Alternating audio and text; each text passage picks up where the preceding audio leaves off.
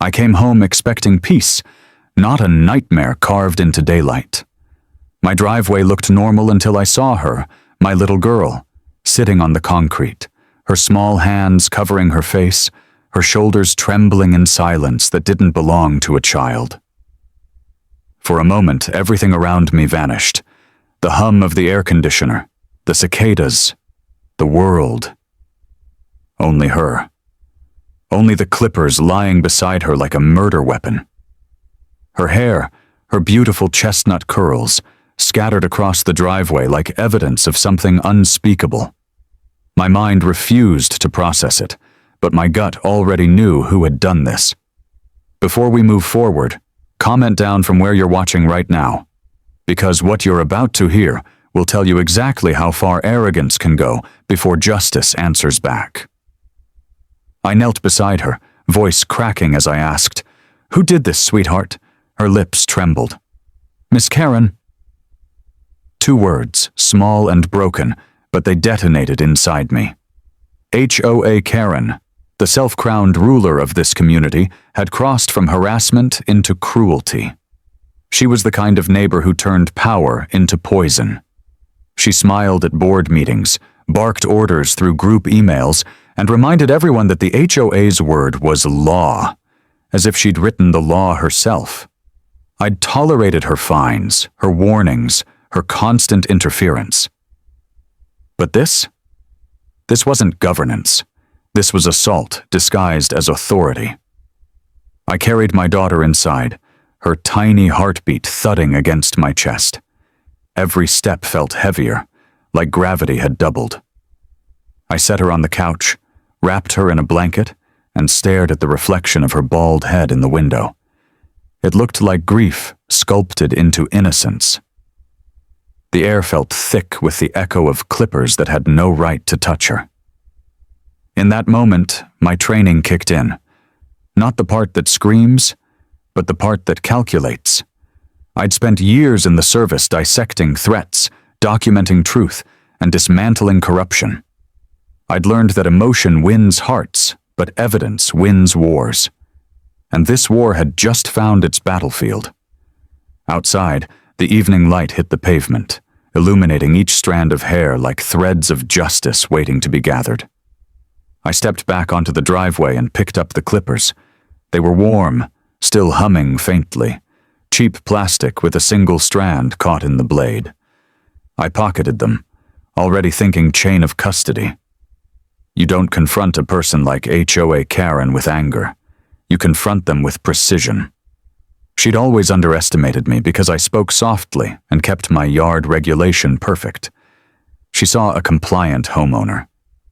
What she didn't see was a man who'd spent 15 years auditing defense contracts and writing reports that could end careers. She thought her HOA badge made her untouchable.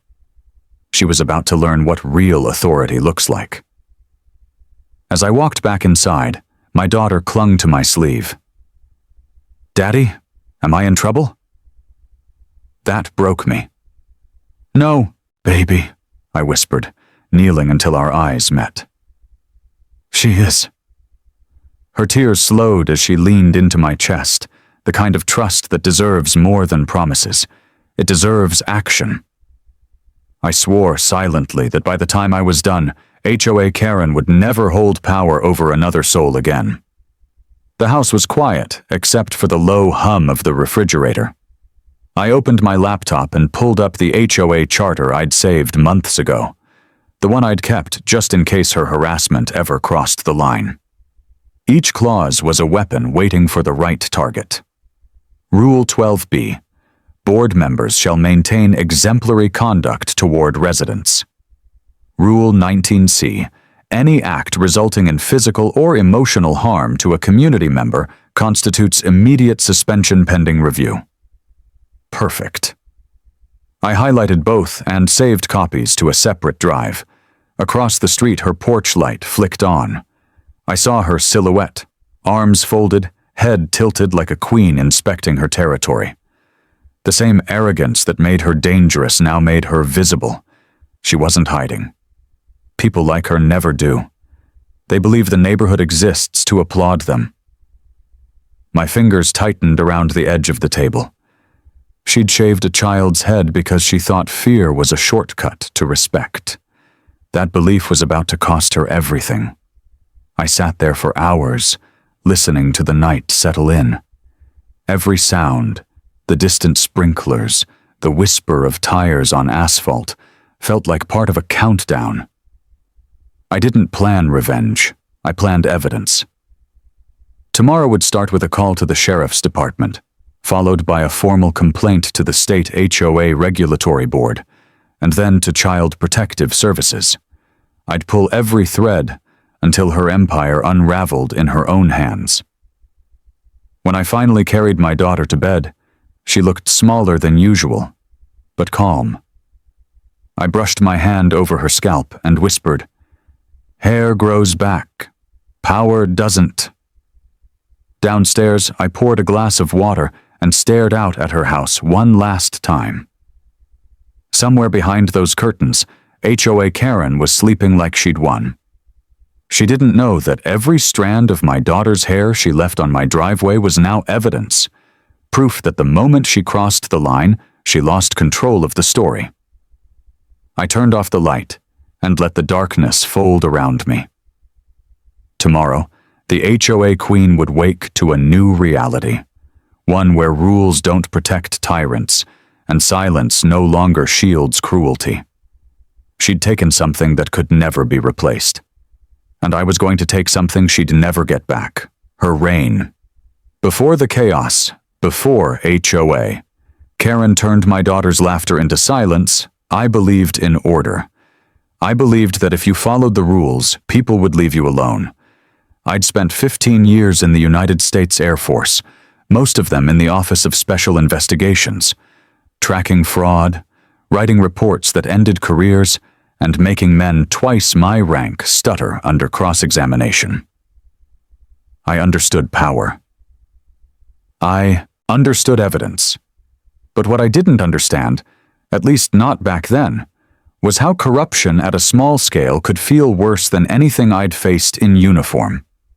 When evil wears camouflage, you expect it. When it hides behind a picket fence and a smile, it's somehow uglier. When I left federal service, I promised my daughter Sandra a quieter life. I bought this home in Riverside Estates because it promised peace. Security patrols, neighborhood watches, a manicured lake, and a rule book that supposedly kept chaos out. Every lawn was trimmed to perfection. Every mailbox painted the same shade of beige. It was supposed to be predictable, safe, controlled. For a while, it was. Until HOA Karen showed me what happens when people mistake authority for ownership. She'd been running this neighborhood for years, though no one had ever officially elected her. On paper, she was vice chair of the Homeownerassociation. In reality, she was the self-appointed monarch of Riverside Estates. She called herself a guardian of community standards. The rest of us called her a walking citation book. Karen was in her late 50s, her hair the color of bleached ambition, always cut sharp and sprayed into immobility. She wore blazers even in the heat, as if authority was a uniform. She patrolled sidewalks with a clipboard and a measuring tape, snapping photos of overgrown hedges, faded shutters, or, her personal favorite, unauthorized play equipment. When I first met her, I thought she was just particular, the kind of neighbor who needed to feel useful. She smiled too wide, complimented Sandra's curls, and asked about my military discipline. Then she told me to make sure my trash bins were at a regulation angle when I set them out. That should have been my first warning. Over time, her behavior shifted from annoying to invasive. She left notes on my door, always signed, always smug. Please refrain from using unapproved lawn chemicals. Your driveway shows signs of tire marks. Your daughter's toys are visible from the street. I responded politely every time, because in my world, documentation always beats confrontation. But with people like Karen, politeness isn't peace. It's fuel. Before the hair incident, The first real clash came 3 months prior, when she fined me $200 for a non-standard mailbox flag. My flag had the U.S. emblem engraved into it. She said it was too reflective. I sent her a printed copy of the Homeowner Regulation 3.2a, which specifically exempted national symbols from decorative limitations. She never responded. The fine disappeared without apology.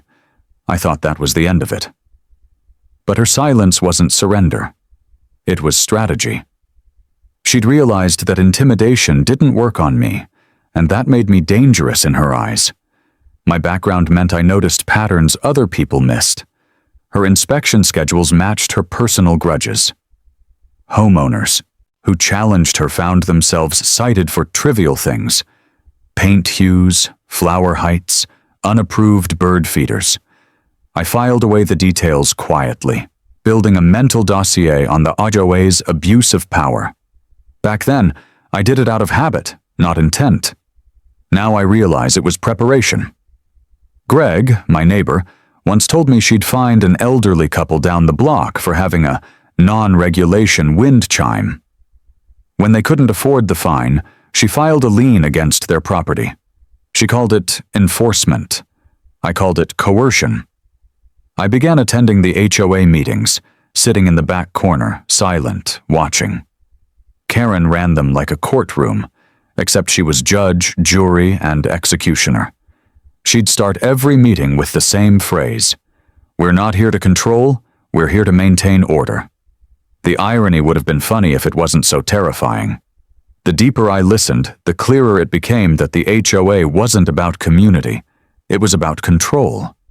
The bylaws gave the board power to issue fines, but Karen had twisted that authority into personal vengeance.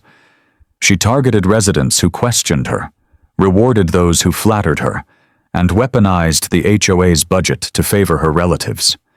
She had her nephew's towing company on speed dial, her sister-in-law running the landscaping contracts, and a retired officer friend handling security patrols. It wasn't a community. It was a small-scale regime, funded by mandatory dues. But what she didn't know was that every abusive empire leaves paper trails. Every misuse of authority leaves signatures. Every fabricated claim leaves metadata. She believed the HOA shielded her. She didn't know she'd been leaving breadcrumbs that I could follow straight to her undoing. My federal training made me dangerous, but not because I was violent. Because I was patient. I knew how to turn outrage into evidence. I'd built entire cases on patterns of behavior before. People like Karen always make one fatal mistake. They underestimate the man who says nothing. In my service days, I'd once dismantled a procurement fraud ring by cross-referencing timestamp anomalies in purchase orders. Here, the skill set wasn't so different. Karen was sloppy with dates, inconsistent with forms, and too proud to hide her fingerprints. The system she'd built for dominance was the same one that would expose her. Sandra was my balance. Every night she'd draw with chalk on the driveway, her laughter echoing through the cul-de-sac. Sometimes I'd join her, pretending I didn't notice Karen watching from across the street, lips pursed, clipboard in hand. Once she actually measured the chalk line after Sandra drew a rainbow and muttered, "Children's drawings are not exempt from property boundaries." That was who she was. Power without purpose, cruelty without conscience. When I tucked Sandra in that night, after everything that happened, I told her the same thing my commanding officer once told me after a mission went wrong. Calm is a weapon. It sounded cold coming from a father, but it was the truth. Rage burns fast. Documentation lasts forever. The next morning, I sat at my desk with a mug of coffee and a hard drive full of memories, reports, and HOA documents. Every violation she'd written, every board meeting she'd chaired, every message she'd sent. It was all data, and data is the one language authority can't ignore. I opened a new folder and named it Case Holt v. HOA. Holt was her last name. I smiled when I typed it. Because the moment you assign a case number, the war stops being personal. It becomes procedural. That's what she never understood. You can manipulate people. You can intimidate them. But you can't argue with evidence once it's in the system. The moment you hit submit, it becomes real, permanent, traceable. I saved the file and sat back, watching the sunlight pour through the blinds. Somewhere outside, the self-appointed queen of the HOA was probably patrolling her kingdom, blissfully unaware that her castle had already been marked for demolition. I'd played by her rules long enough. Now she was about to play by mine. By the time spring rolled into Riverside Estates, Karen Holt's power had evolved from annoying to absolute. You could feel it in the way people spoke her name. Softly, carefully, as if saying it too loud would summon her. She'd become the self-appointed monarch of the subdivision, and like every monarch intoxicated by control, she'd forgotten one rule of power. Those who build empires on fear never notice when the walls start to crack. Every HOA meeting was theater. Karen would arrive 10 minutes early, carrying her leather binder and acting like she'd stepped off a courtroom drama. Her lipstick always matched her blazer, her posture screamed superiority, and her voice had the tone of someone who thought silence meant obedience. The room would fill with residents avoiding her gaze, pretending to agree, just to escape unscathed. She'd stand by the podium, tapping her pen like a gavel, saying, "We are the backbone of this neighborhood." What she meant was, "I am the backbone, and you'll bend if I tell you to." On paper, she was just one vote on a 5-person board.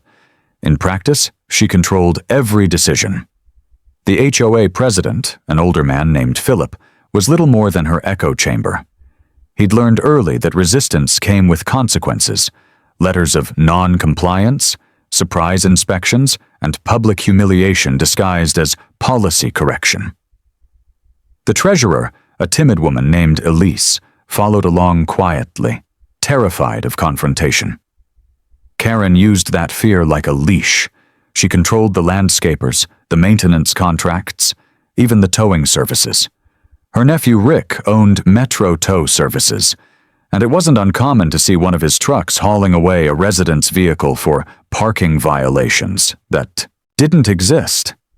I'd been documenting everything, each connection, each contract, each coincidence that looked a little too deliberate. My background made it second nature. While others saw her as a nuisance, I saw the architecture of corruption, favoritism, intimidation, and financial entanglement woven together so tightly that no one dared to question her. She'd built an empire in miniature, and everyone paid her taxes through monthly HOA fees. Her network was airtight. She held informal meetings at her house every Sunday, where she drank wine with select board members and her circle of loyalists, neighbors who'd traded morality for minor privileges. They got lighter fines, faster approvals, or small gifts billed as community appreciation. The rest of us got the hammer. She used gossip as currency. If someone challenged her, she'd spread rumors faster than she mailed fines. She'd whisper that they were difficult or combative, painting every dissenter as a problem. People started self-censoring just to avoid being targeted. Karen's power reached into absurd places. She once fined a widow named Marjorie for neglecting her flower beds after Marjorie's husband passed away. When the woman cried at a meeting, Karen didn't blink. "Rules are rules," she said, in the same tone a judge might use to deliver a sentence. That was her brand of justice, cold, impersonal, rooted in vanity. I remember looking at her across the room, watching her feed off the submission around her, realizing she wasn't running a community. She was running a cult. But arrogance has a half-life. The longer someone like Karen sits in control, the more careless they become. The cracks started small. Typos in meeting minutes, duplicate payments in the HOA ledger, reimbursement forms without signatures. Nothing overt enough to raise alarms, but enough to make me curious. So, I dug deeper. Using my clearance-level habits, I created a mirror archive of every public HOA document. I tracked invoice dates, cross-referenced check numbers, and soon noticed a pattern. Metro tow services had been overpaid for emergency enforcement 5 times in 3 months. The signatures approving those payments all belonged to Karen. When I presented this pattern to the board treasurer privately, she nearly cried.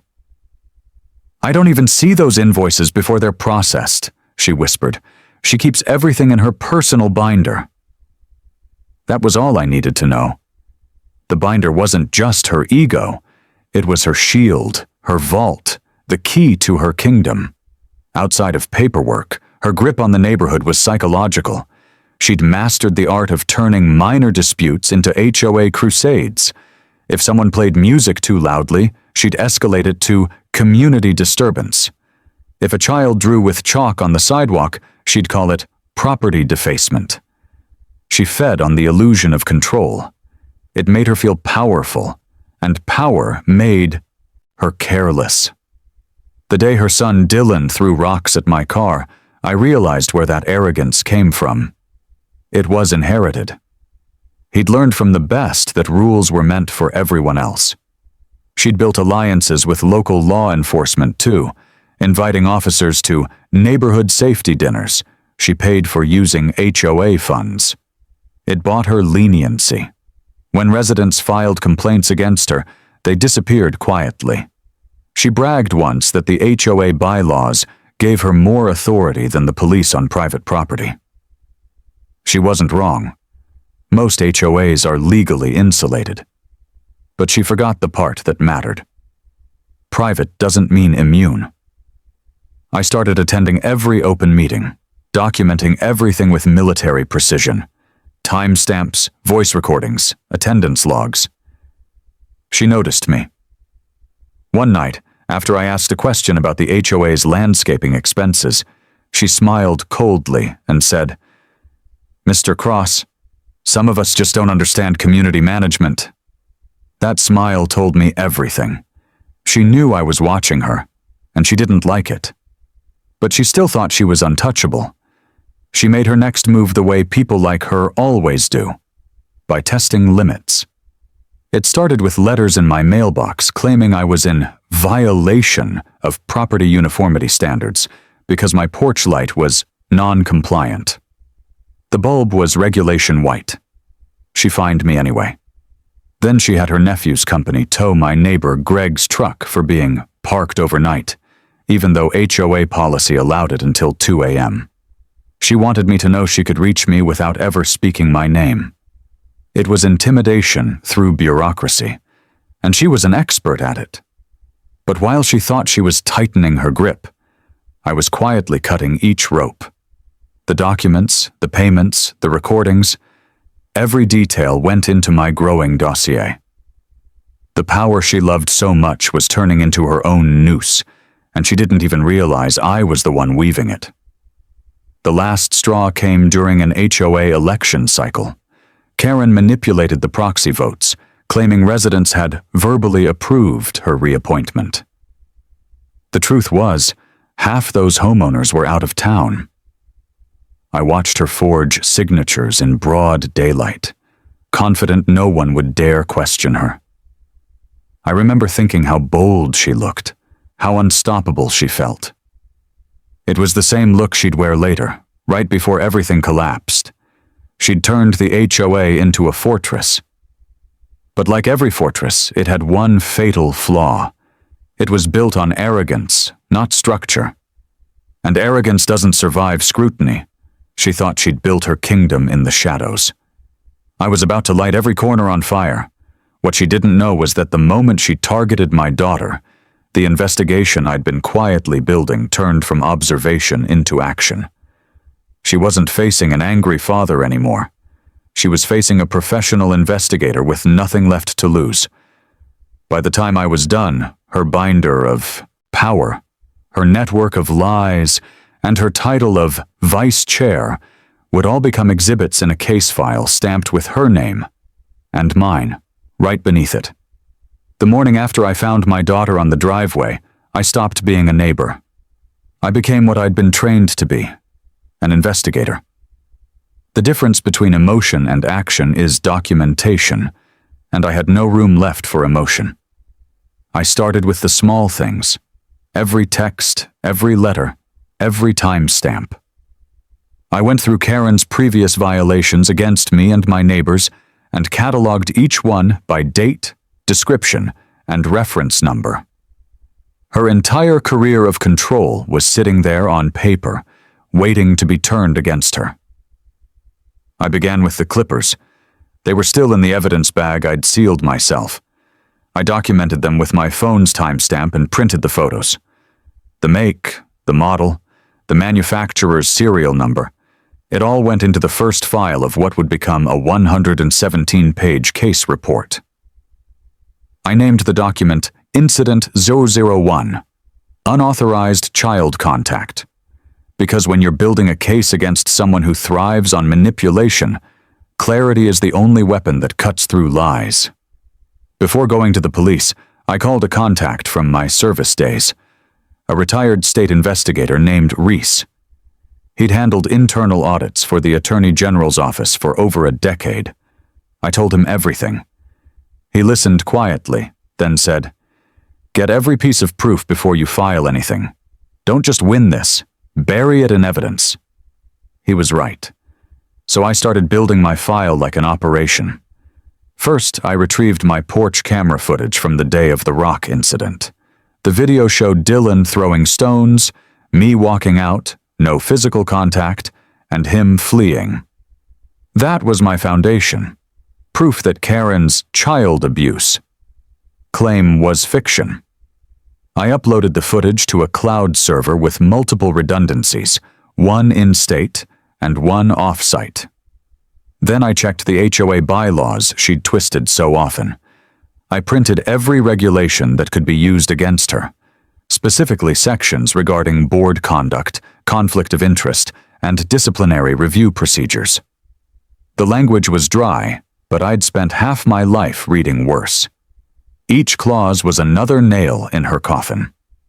Section 2.4 clearly stated that any board member found guilty of conduct causing harm to residents or their dependents could be removed pending majority vote and external review.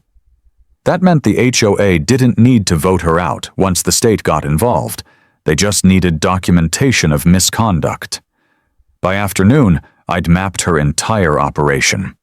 I'd found overlapping payments to Metro Tow Services, her nephew's company, processed directly through HOA accounts. The amounts weren't massive, but they were consistent. Every 2 weeks, a $1,200 emergency enforcement fee. I tracked them across 9 months. No work orders, no authorizations, no receipts. Pure profit hidden under administrative noise. She'd been embezzling from her own neighbors under the illusion of regulation. I wasn't surprised. Corruption rarely hides in the shadows. It hides in routine. People stop questioning what happens every day. That's where Karen had thrived. Inside the paperwork no one cared to read. But I did. And every line I read tightened the rope around her position. I cross-referenced her email communications next. HOA emails were public record under state transparency law, but no one had ever requested them. I did. The system server still had 3 years' worth of archives. It took hours, but I found the pattern. Every complaint she filed, every report she wrote, every incident notice she drafted was time-stamped from the same IP address. Hers, even reports supposedly submitted by other board members.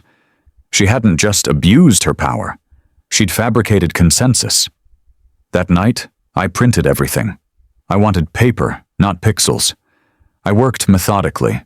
Black ink, double spacing, notes in the margins. Each page I finished went into a file box labeled Holt v. Riverside Estates, HOA. It sat beside my desk like a loaded weapon. When I needed a break, I'd look at Sandra sleeping upstairs. The sound of her breathing reminded me why none of this could wait. Justice delayed wasn't just justice denied. It was permission for people like Karen to keep ruling unchecked. By the third day, I'd built the entire timeline. The vandalism, the confrontation, her false accusation, the kidnapping under false pretenses, and the assault. Every event corroborated by either footage, witness statements, or her own written words. I called Reese again. "You've got enough to start federal-level involvement," he said. "File it with state authorities, copy it to Child Protective Services, and report financial misconduct to the HOA Compliance Bureau. Don't just take her position, take her system." So that's what I did. I drafted 3 formal complaints, each one formatted like a government report. I didn't write like a victim. I wrote like an analyst presenting findings. Every claim was supported by numbered exhibits, 1A, 1B, 1C. The footage was Exhibit 2. The forged HOA reports were Exhibit 5. The payments to her nephew? Exhibit 7. I attached my sworn statement at the end, notarized and dated. I emailed the documents to 3 agencies, then printed and hand-delivered copies to the county sheriff's office. The deputy who received them flipped through the first few pages, looked at me, and said, "You worked in government, didn't you?" I nodded. "Figures," he said. "This is cleaner than half the cases we get." For the first time since the incident, I felt the faint pulse of control returning. Karen had ruled through fear and gossip. I was taking her down through proof and process. That's the difference between chaos and order. One screams, the other documents. Later that night, I got an email from the state compliance division confirming receipt. It was official. The case had been assigned to a field investigator named Daniels. The moment his name appeared in my inbox, the dynamic shifted. Karen wasn't just facing me anymore. She was facing the law. The next morning, the neighborhood was unusually quiet. People avoided eye contact. They could sense something had shifted, even if they didn't know what. Karen was still out there, walking her dog, making her rounds, pretending everything was fine. But she didn't look at my house. She felt it too. The air before a storm always feels different. I saw her at the mailbox that afternoon. She smiled that condescending smile and said, "Morning, Mr. Cross. Heard you've been busy." I looked her dead in the eye and said, "Not as busy as you're about to be." For a moment, her grin faltered. It was quick, but it was there. A flicker of fear breaking through arrogance. That night, I reviewed my files one last time before sealing them for backup. 97 documents, 12 videos, 4 witness statements. It wasn't rage, it was order. Everything numbered, verified, cross-referenced. Every piece of evidence a weight she wouldn't be able to lift. Karen thought her HOA position made her untouchable. But laws are patient, and they never forget the hands that bend them.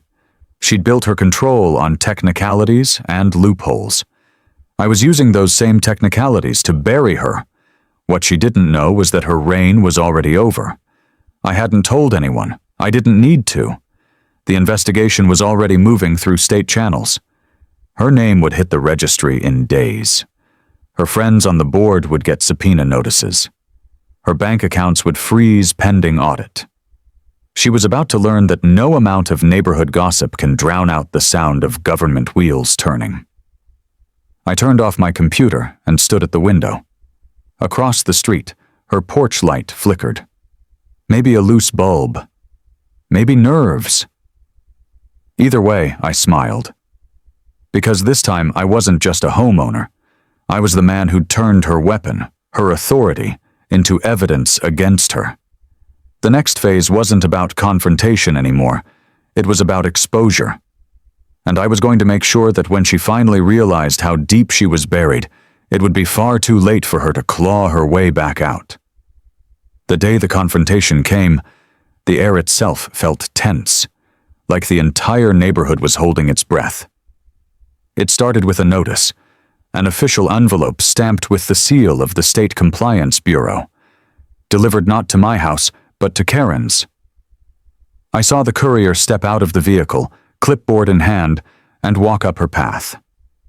I watched from my window, coffee cooling in my grip, as she opened the door.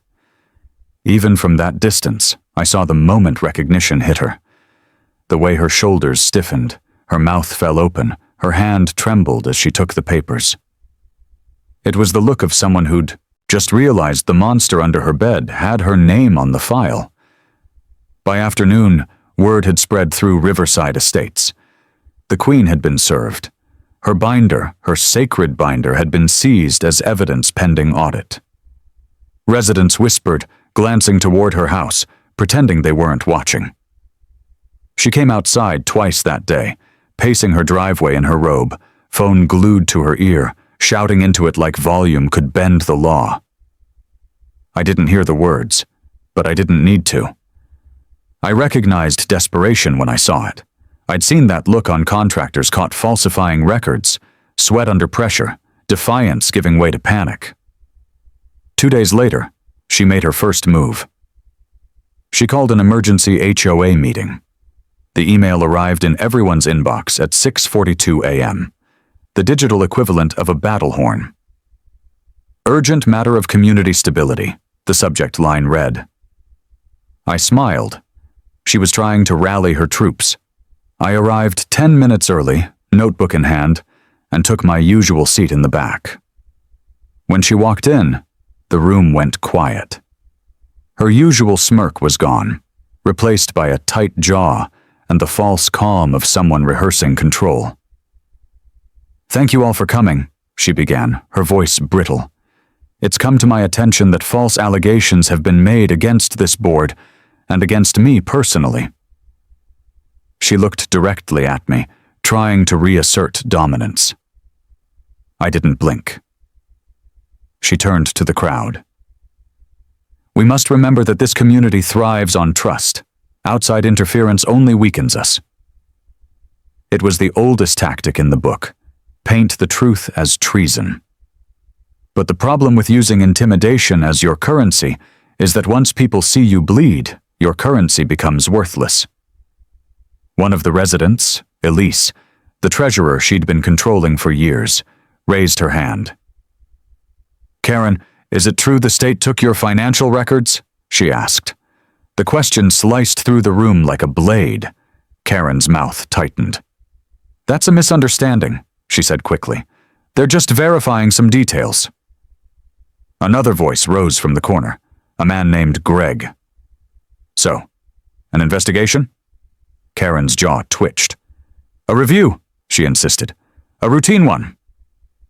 The silence that followed told her everything. The fear was gone.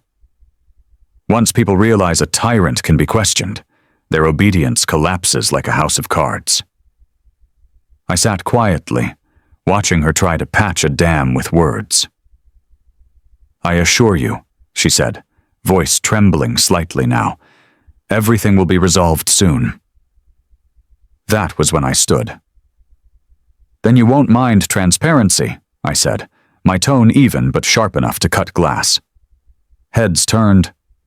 Karen blinked, pretending not to understand. "Transparency?" she repeated. "Yes," I said. "Full disclosure of all HOA expenditures for the last 12 months. Contracts, invoices, payments, all of it." The murmurs started immediately. Her supporters looked uneasy. Karen's hand clenched. Around her binder, but this time it wasn't a symbol of power. It was a shield. "This isn't the place for personal vendettas," she snapped. I smiled faintly. "No vendettas," I said, stepping forward. "Just accountability. You've preached about community standards for years. Let's hold you to them." The moment felt electric. For the first time, her authority was being publicly challenged, and she knew it. "This meeting is over," she declared, slamming her binder shut. But no one moved. Not a single chair scraped. She looked around, realizing her voice no longer commanded obedience. "I said this meeting is over," She barked again. Elise stood up, shaking her head. No, Karen, it's not. The words hit harder than any threat. She stormed out, her heels clicking like gunfire on the tile floor. I didn't follow. I didn't need to. The moment she fled her own meeting, she confirmed what everyone had begun to suspect. The Queen was cornered. The next 48 hours were chaos. Investigators from the State Compliance Bureau arrived in unmarked vehicles, interviewing residents, photographing ledgers, and collecting signatures. The neighborhood that once feared Karen now opened its doors to authority. Some handed over printed emails. Others confessed to being coerced. For the first time in years, truth moved freely down the sidewalks she used to patrol. Karen tried to fight back. She filed a defamation claim against me, citing emotional distress and slander. It lasted 3 days before the court dismissed it with prejudice. The judge's exact words: if the plaintiff wishes to clear her name, she should start by explaining the missing funds. Her desperation became spectacle. She started yelling at mail carriers, accusing them of tampering with her deliveries. She cornered neighbors in their driveways, demanding loyalty. "I've done nothing wrong," she'd shout. But people just nodded, eyes down, waiting for her to walk away. Fear had turned to pity, and pity is the one thing tyrants can't survive. Then came the day everything boiled over. She showed up at my doorstep. I'd just finished a call with Investigator Daniels when the knock came. 3 sharp hits, urgent, aggressive. I opened the door, and there she was. No binder, no polish, just Karen, her hair frizzed, her eyes bloodshot, her voice raw. "You did this to me," she hissed. "You destroyed everything." I didn't step back. "No, Karen, you did." Her hands shook. "You think you're some kind of hero? You embarrassed me in front of everyone, my family, my friends." I didn't raise my voice. "You shaved a child's head," I said quietly. "You forged documents. You extorted your neighbors. You're not embarrassed, Karen. You're exposed." For a moment, she said nothing. Then she spat at the ground and turned to leave. But halfway down the walkway, she stopped. "You think this is over?" she called out. "You don't know who you're dealing with." I stepped forward just enough for her to hear me clearly. "No, Karen," I said. "I don't think you know who you've been dealing with." 2 days later, the sheriff's office arrived with a warrant. The sight of uniformed officers walking up her driveway was surreal. The same woman who'd once used the HOA to intimidate others now stood frozen as they handed her the papers. One of the deputies escorted her to the porch where she'd screamed at so many before. Neighbors peeked through blinds, phones recording, whispers spreading faster than the wind. I didn't watch for satisfaction. I watched for closure. When they placed her in the back of the cruiser, she finally looked across the street, at me. No words, just a stare that mixed disbelief, fury, and the faintest glimmer of regret. Then the door shut, and the siren wailed. The media caught wind days later. "Local HOA leader under investigation for misconduct and child endangerment," the headline read. Reporters came to the neighborhood. I declined interviews. This wasn't about publicity. This was about justice. The investigation spread wider than anyone expected. Auditors found financial discrepancies across multiple years, totaling over $200,000 in unexplained expenditures. Every single one traced back to Karen's authorization. She'd been using HOA funds like a personal ATM, paying relatives for fake contracts and pocketing the rest. The HOA board voted unanimously to remove her. The same people who once trembled in her shadow now signed her expulsion without hesitation. The Compliance Bureau froze her assets. The Sheriff's Department confirmed charges of fraud, embezzlement, and child endangerment. Her empire, built on fear and arrogance, collapsed in less than a month. I didn't celebrate. I didn't post.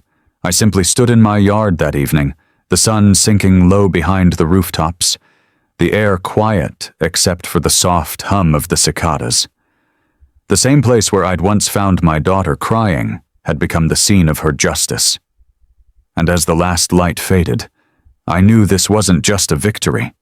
It was the end of a reign that had lasted far too long. When a tyrant falls, it doesn't happen in a single moment. It unravels layer by layer, like a system purging its own rot. Karen's arrest was only the beginning. What came next wasn't anger, and it wasn't revenge. It was execution. Methodical, professional, lawful. The same tools she had used to control others became the instruments that dismantled her world. I spent the following week finalizing every thread of the case file. My home office turned into a war room, walls lined with printouts, charts, timelines, each connected by red strings of cause and consequence. I wasn't improvising anymore. I was running an operation. My military training made it automatic. Structure, precision, patience. I didn't move on emotion. I moved on procedure. I drafted formal affidavits for the Compliance Bureau, outlining her misuse of HOA funds.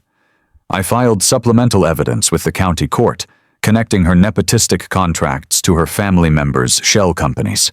Every form, every statement, every notarized document was a bullet fired legally. The Bureau's investigators worked fast once the documentation hit their desks.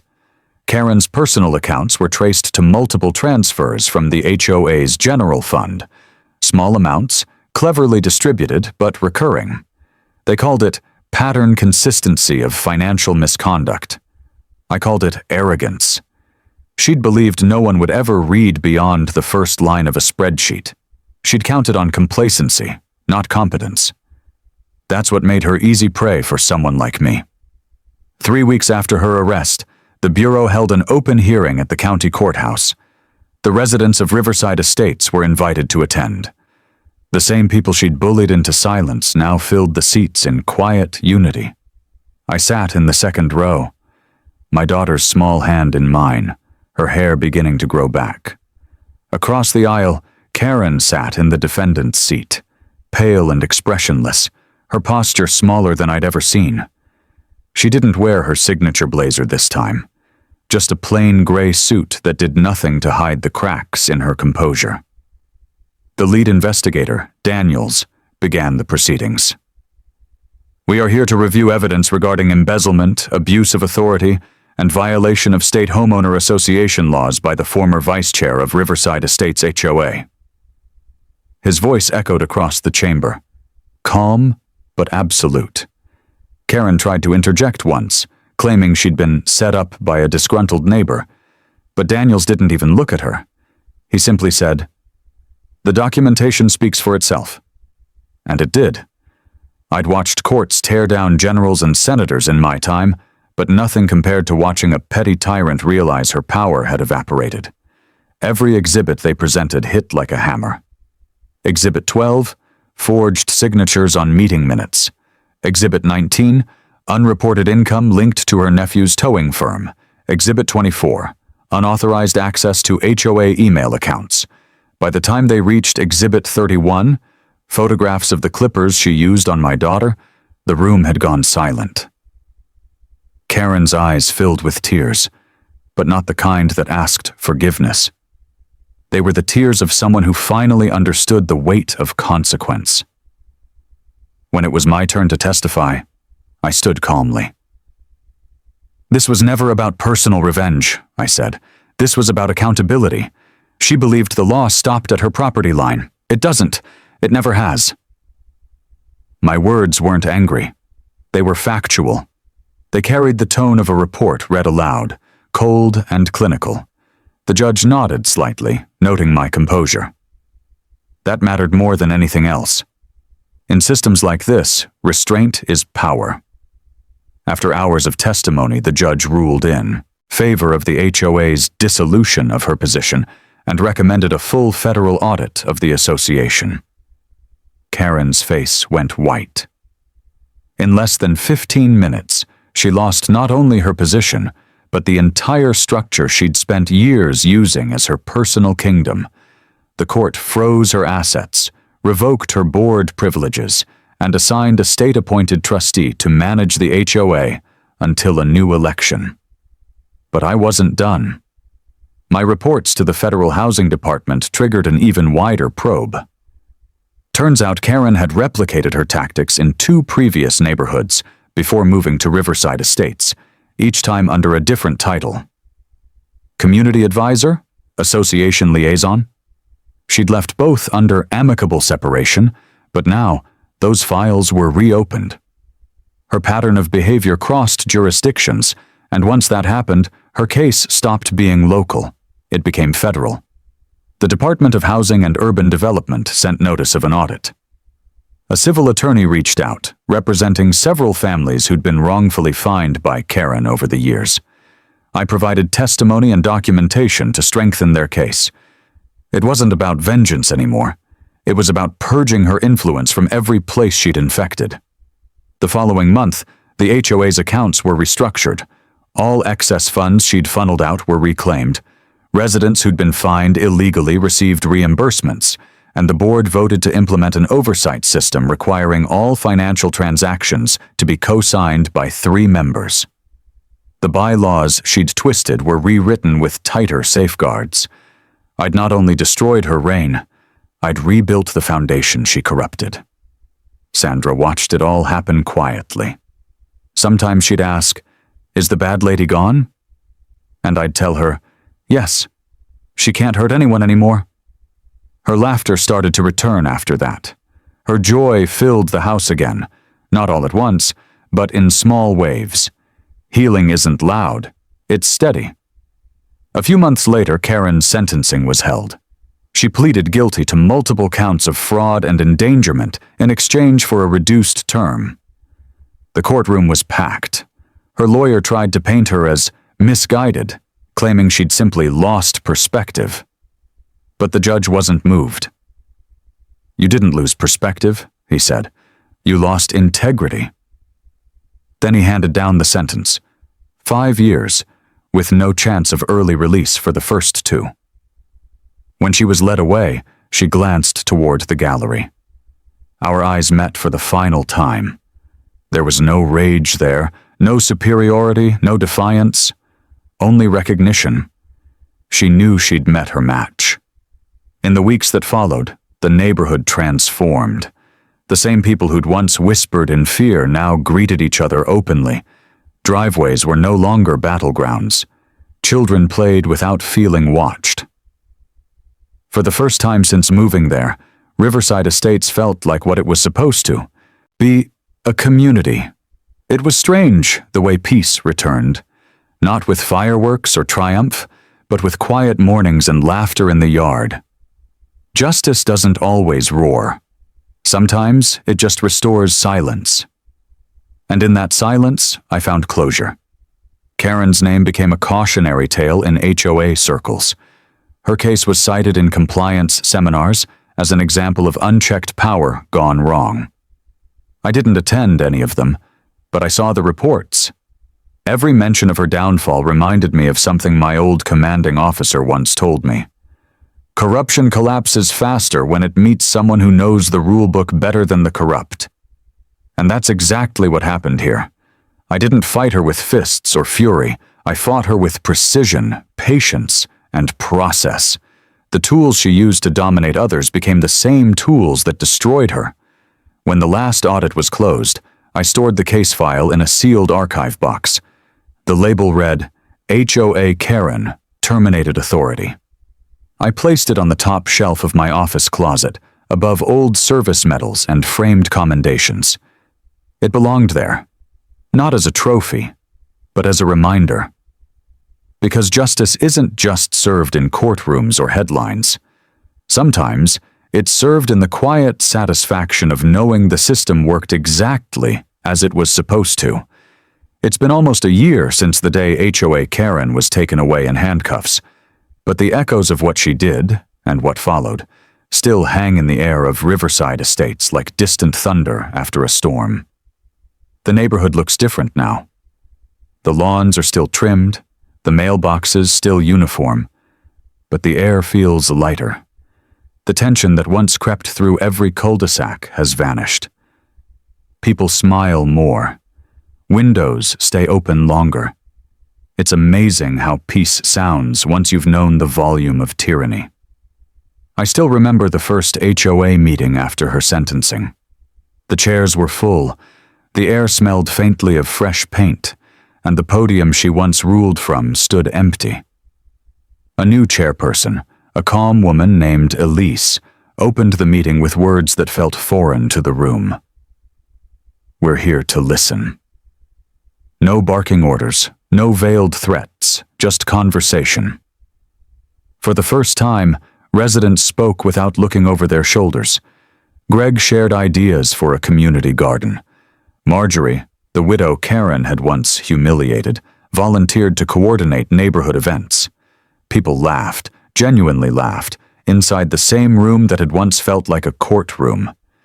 The HOA bylaws now had my fingerprints all over them. Clause by clause, I helped the board rewrite them with clarity, oversight, and accountability. Every power once centralized under Karen was redistributed. No more unilateral fines. No more secret contracts. Every vote required transparency. Every decision left a paper trail. We didn't just replace her. We re-engineered the system she abused. That was my quiet victory, turning her fortress into a framework for fairness. But the real victory wasn't procedural. It was personal. Sandra's hair had grown back, thicker and glossier than before. The first time she ran her fingers through it and smiled at the mirror, something inside me finally unclenched. The trauma hadn't broken her spirit. It had forged her resilience. She'd ask about Karen sometimes, her young voice innocent but curious. "Is she still in trouble, Daddy?" And I'd answer honestly, "She is, but she's also learning why." That seemed to satisfy her, because children understand justice in ways adults forget. I passed by Karen's old house one evening. The place had been repossessed and sold to a young family. The windows glowed warm, children's laughter echoing faintly across the lawn. The "For Sale" sign was gone, replaced by a wooden plaque that read, "The Owens Family." They'd painted the porch light blue. The same light that once illuminated Karen's fury now glowed soft and welcoming. I stood there for a while, watching. It felt symbolic, a place reclaimed by decency. News of her downfall spread farther than our neighborhood. Her case appeared in regional papers and HOA seminars as a warning against unchecked authority. The Riverside Incident, they called it. Every article framed it the same way, a story of abuse, exposure, and reformation. They quoted the judge's final statement, "Power is not permission, it's responsibility." Those words became the cornerstone of the HOA's new charter, engraved at the bottom of every printed copy. The irony was poetic. Life moved on, but I never forgot the lesson. You don't defeat corruption by shouting louder. You defeat it by knowing the rules better than the corrupt ever will. Every step I took, every form filed, every report submitted, proved one truth I'd always believed. Order doesn't belong to tyrants. It belongs to those who use it to protect. Karen used the law as a weapon. I used it as a mirror. And when the reflection showed her what she'd become, she shattered herself. The last I heard, she was serving her sentence quietly. No appeals, no letters. The same woman who once filled the air with her voice now had nothing left to say. Sometimes I wonder if she finally realized that every crown made of fear eventually melts. I don't hate her anymore. Hate takes energy, and she's no longer worth mine. The law gave me what vengeance never could. Peace. Riverside Estates continued to heal. Neighbors started waving again. Children played without whispers, and every evening the streetlights came on to reveal something I hadn't seen in years. Normalcy. I rebuilt my porch with my own hands, plank by plank, repainting it until the surface gleamed smooth. The same porch where Karen once pointed her finger in accusation now stood as a symbol of resolve. I kept the clippers she used on Sandra locked away, sealed in an evidence bag inside my office cabinet. Not as a trophy, but as a reminder that civility without courage means nothing. On the anniversary of the incident, Greg and I hosted a neighborhood cookout. It wasn't planned as a celebration, but that's what it became. Families gathered on the lawns, kids ran with sparklers, and laughter filled the air. No one mentioned her name. They didn't need to. Her absence was its own monument. At one point, Elise raised a glass and said, "To new beginnings." Everyone clapped. I just looked at my daughter chasing fireflies and thought, this is what justice sounds like.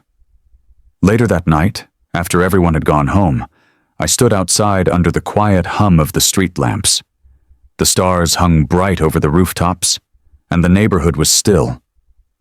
I thought about how close I'd come to losing faith in decency, how easily power can twist into cruelty when no one stands up to it. But standing there, surrounded by calm, I realized something vital. Justice doesn't just punish, it restores. It repairs what tyranny tries to break. I took a slow breath and looked at the space where her house once cast its long shadow. The darkness was gone. What replaced it wasn't victory in the loud sense of the word, it was balance. And balance, I've learned, is the most powerful victory there is. When I walked back inside, Sandra was asleep on the couch, her hair spilling over the pillow, her breathing soft and steady. I turned off the light and stood in the doorway for a while, watching her. She was the reason I'd fought so hard, the reason I didn't let anger win. She represented every person Karen had ever tried to intimidate, and every neighbor who'd stayed silent out of fear. I whispered quietly, more to myself than to anyone else. It's over. And it truly was. HOA Karen's reign was finished, her empire dismantled, her name erased from every HOA document, her memory reduced to a cautionary line in a case file. But what remained was stronger than anything she'd ever built. A community reborn from her collapse. Justice had done what revenge never could. It made us whole again.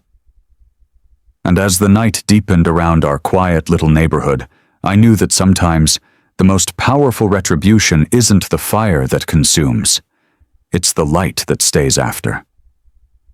Months passed, and yet not a single day went by that I didn't notice the quiet transformation of the place we called home. The lawns that once hid whispers of resentment now carried the sound of lawnmowers, laughter, and calm conversation. The mailboxes no longer served as silent battlegrounds for Karen's violation notices. Instead, they became what they were meant to be: ordinary, forgettable, peaceful. And sometimes, that's all people really want, to live without the shadow of someone else's authority pressing against their door. I'd learned something profound through all of it, how quickly fear takes root when left unchallenged. For years, Karen had managed this community not because she was powerful, but because people believed she was. She built her reign on illusion, and that illusion held until one person decided to question it. That's the danger of unchecked power. It survives only as long as people remain silent. The moment someone speaks, even softly, the illusion begins to crumble. I became that voice, not because I wanted to, but because someone had to. The government inquiry into her previous associations concluded later that year.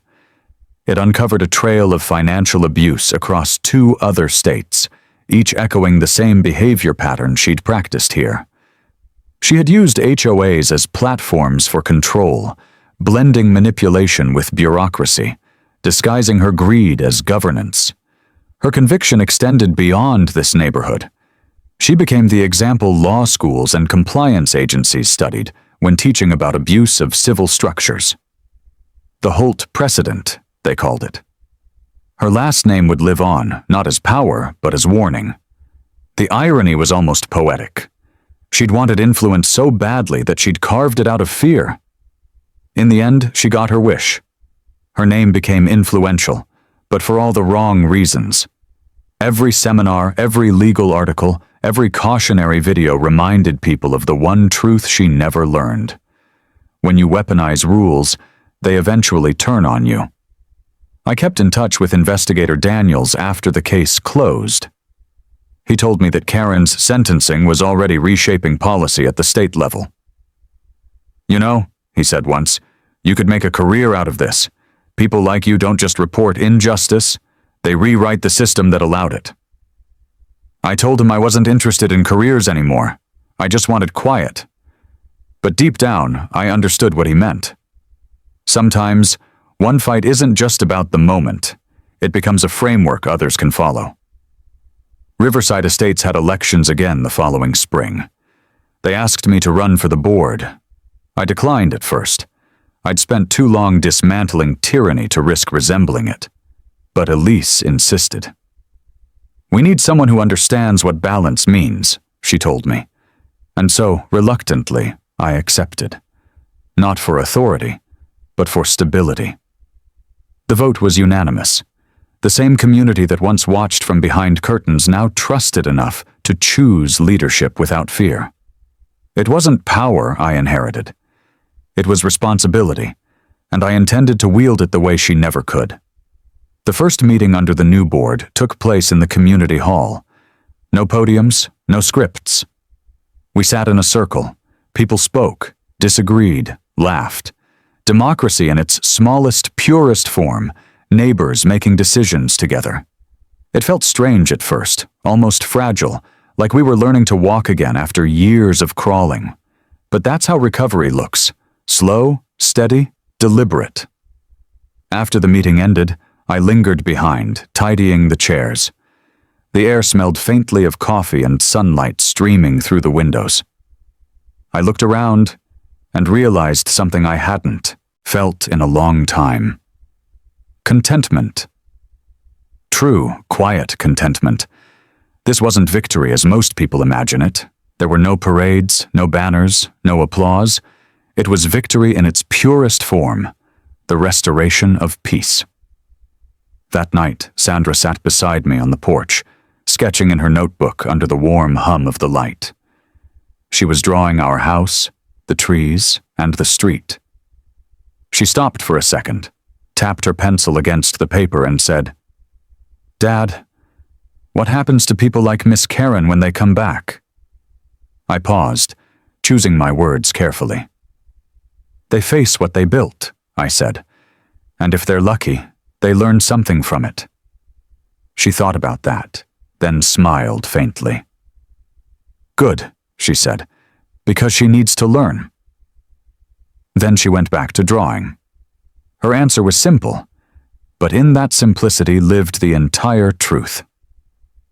Later that week, I received a certified letter. It was from the state attorney's office. Inside was a formal acknowledgement of my cooperation in the case, and a note of gratitude. But what caught my eye wasn't the signature or the seal. It was the last sentence. "Your diligence ensured not just a conviction, but a precedent that protects others." For a long moment, I stared at that line. I hadn't set out to change anything beyond my own home, but sometimes, one act of defense ripples farther than you ever intend. I placed the letter inside the same box where the evidence bag and reports were stored. Then I locked it away for good. I didn't need reminders anymore. The neighborhood itself was the reminder. The sound of children laughing again. The sight of flowers blooming in yards that once looked neglected out of quiet rebellion. Peace isn't silent. It just speaks softer than chaos. One evening, months later, I stood in the middle of the cul-de-sac as the sun went down. The sky burned gold and amber, shadows stretching long across the pavement. For the first time, I noticed that the air carried no weight, no tension, just the normalcy I'd once prayed for. And in that stillness, I realized something important. Justice doesn't restore the past. It redefines the future. It takes what was broken and builds something unshakable in its place. That's what Riverside had become. Not perfect, not flawless, but resilient, strong. A neighborhood that learned how to hold people accountable and how to protect its own. And as I turned to walk home, I caught sight of the new sign posted at the entrance to our street. Welcome to Riverside Estates, a community built on integrity. It wasn't just a slogan. It was truth carved from the ruins of one woman's cruelty. I stopped beneath it for a moment, feeling the breeze stir against my sleeve.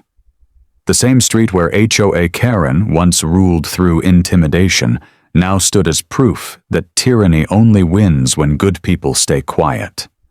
I had refused to stay quiet.